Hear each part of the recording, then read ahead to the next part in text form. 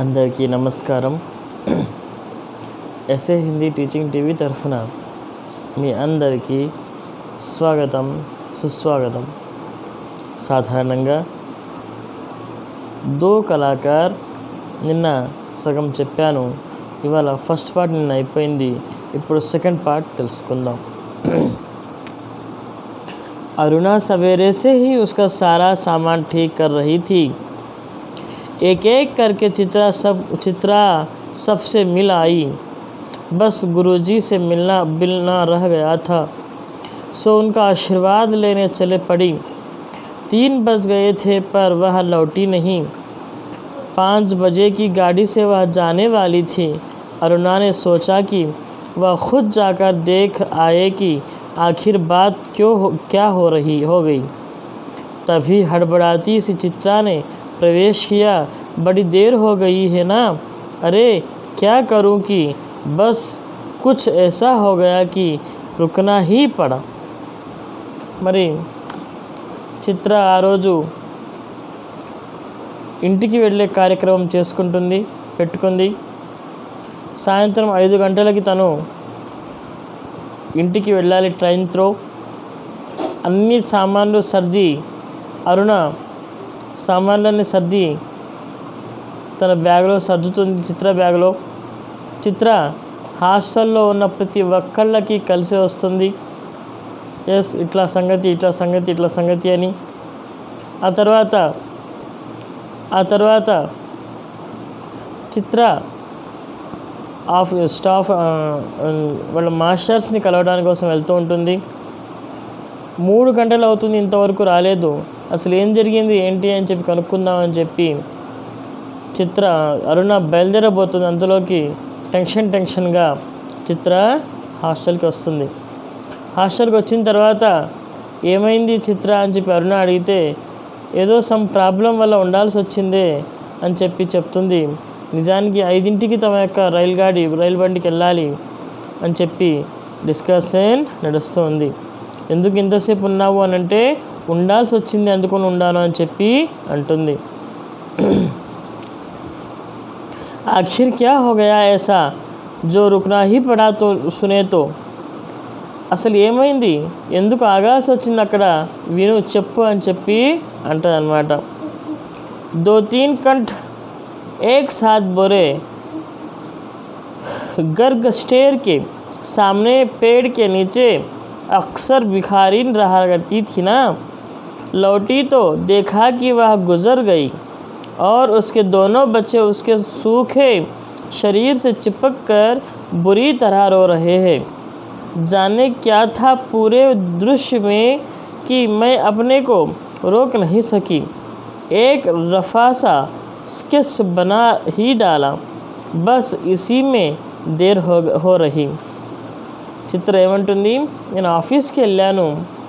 ఆఫీస్కి అదే స్టాఫ్ రూమ్కి సార్లని కలవడానికి వెళ్ళాను.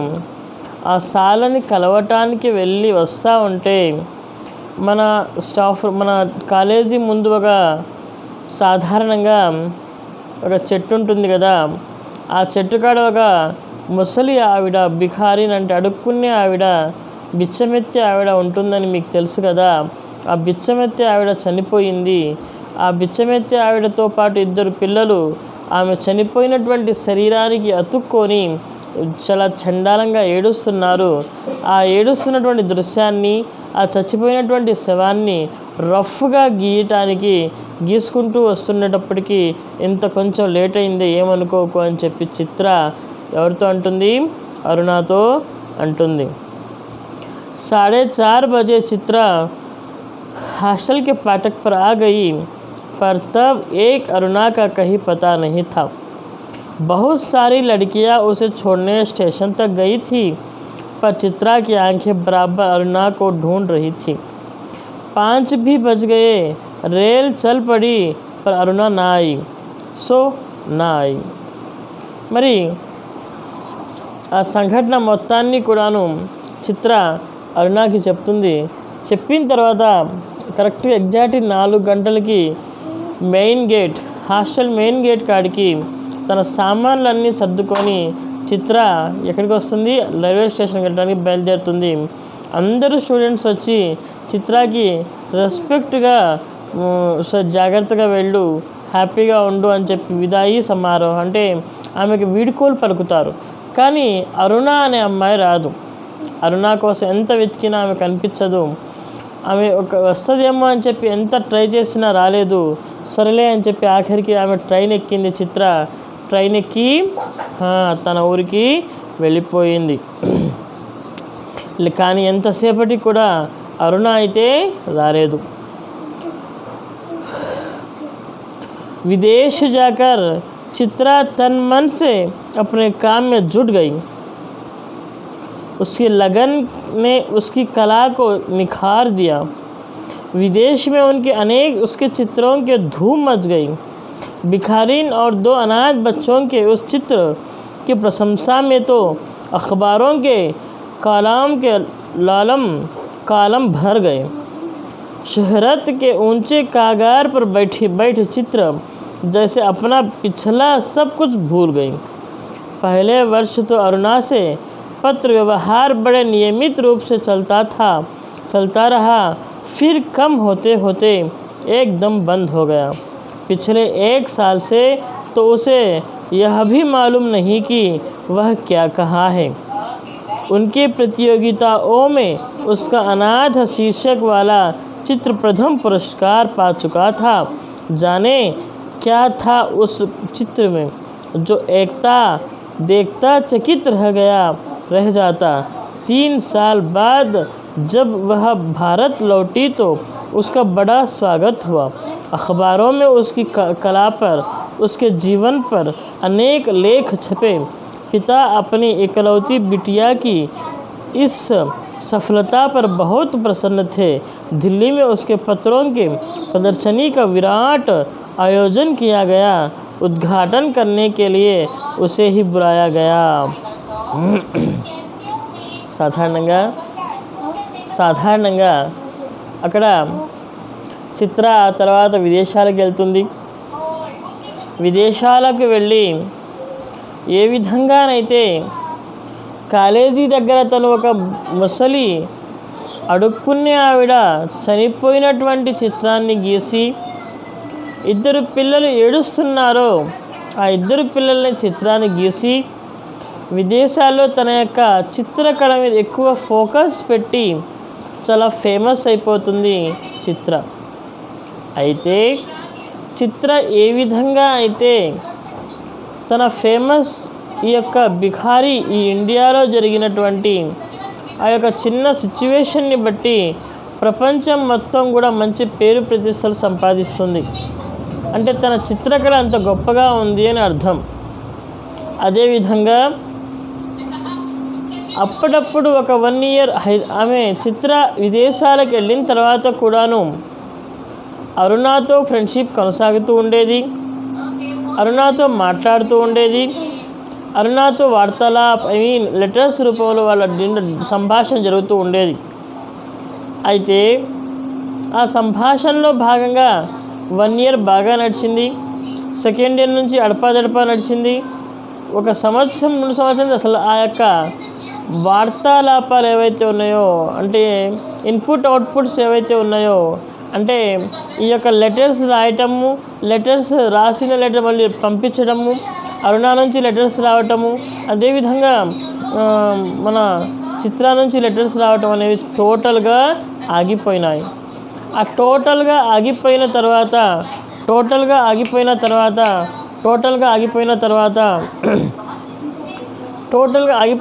1 సంవత్సరం తర్వాత 2 సంవత్సరాల తర్వాత సాధారణంగా ఒక ఢిల్లీలో ఒక గొప్ప ఇది జరిగింది, ఒక కాంపిటీషన్ జరిగింది.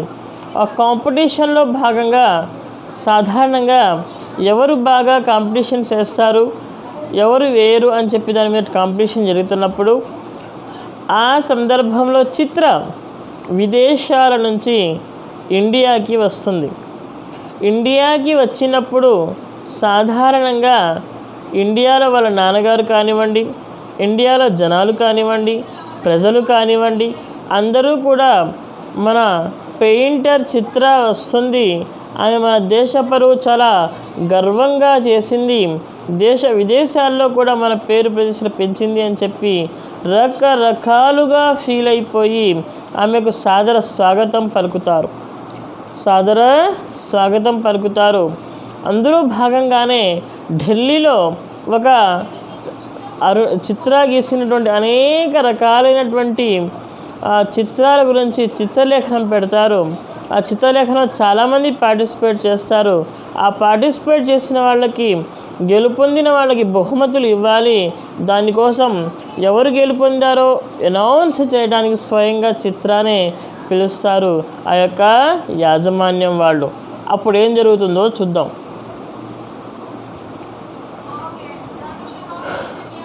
उस भीड़ भाड़ में अचानक उसकी भेंट अरुणा से हो गई।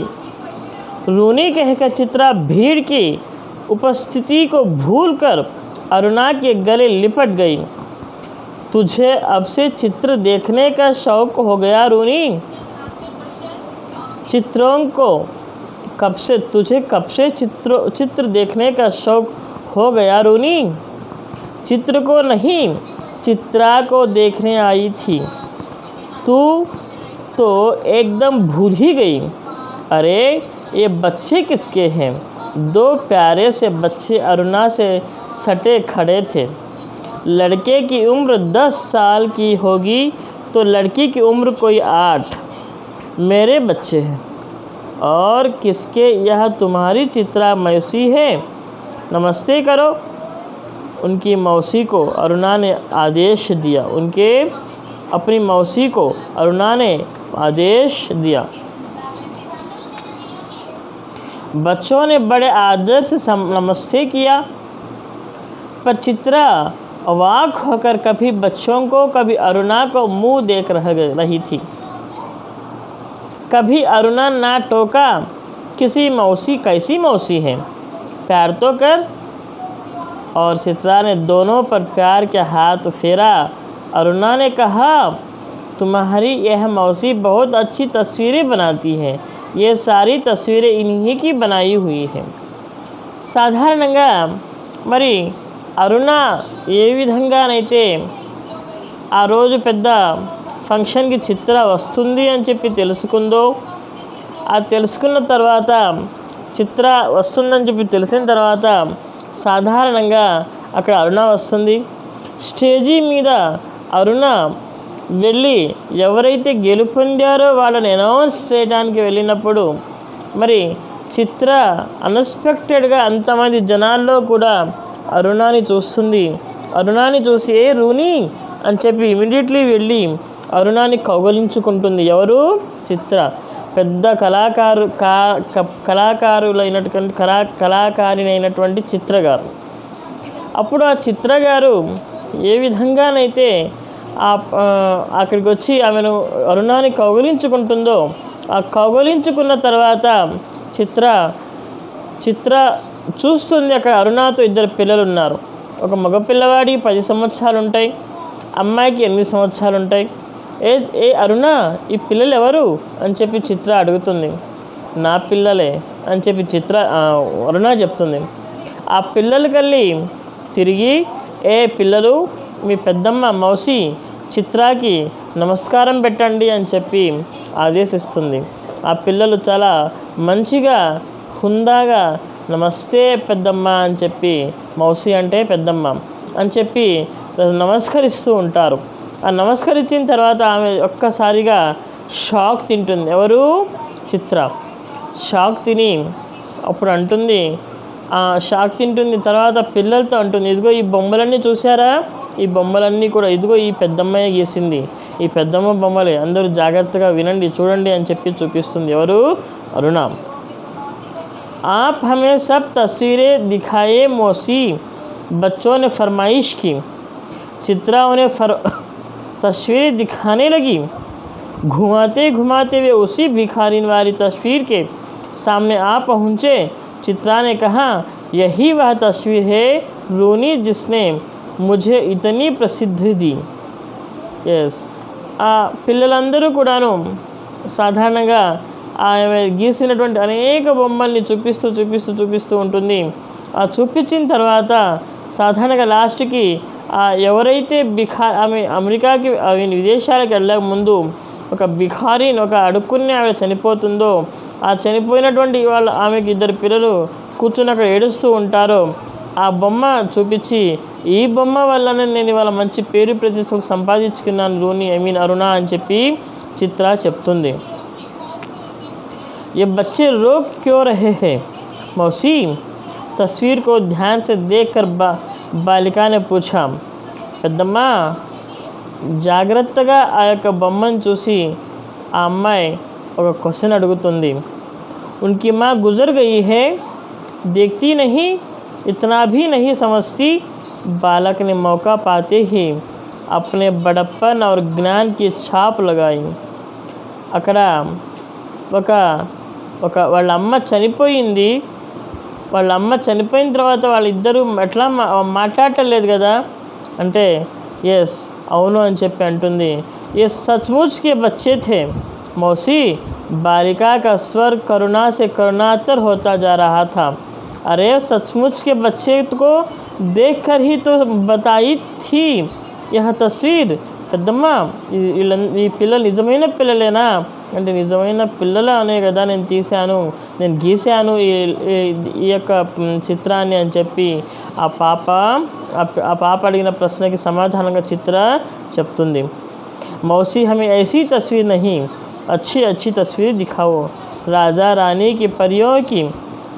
పెద్దమ్మ మాకు ఇలాంటి ఇవి చూపించొద్దు, మాకు మంచి బొమ్మలు చూపించండి. రాజా రాణి గొప్ప అందగత్తెలు ఉంటారుగా అట్లాంటివి చూపించండి అంటారు పిల్లలు.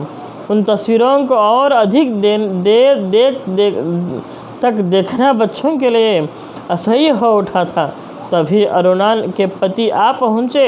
साधारण बातचीत के पश्चात अरुणा ने दोनों बच्चों को उनके हवाले करते हुए कहा, आप ज़रा बच्चों को प्रदर्शनी दिखाइए, मैं चित्रा को लेकर घर चलती हूँ.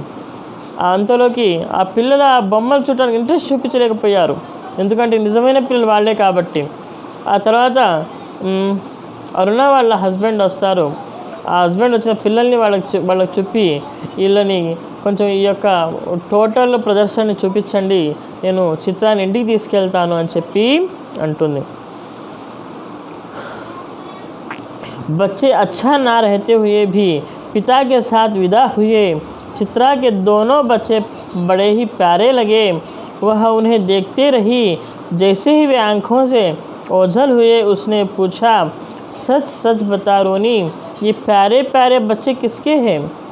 ఆ పిల్లలు వెళ్ళిపోయిన తర్వాత ఆ పిల్లలు మాట్లాడిన మాటలు కానివ్వండి, ఆ పిల్లల హావభావాలు కానివ్వండి అన్నీ అబ్జర్వ్ చేసిన తర్వాత చిత్ర మళ్ళీ అడుగుతుంది రోనితోటి, అరుణతోటి, ఏ అరుణ నిజంగా చెప్పవే, ఈ పిల్లలు ఎవరు, నీ పిల్లలేనా అని చెప్పి అడుగుతుంది.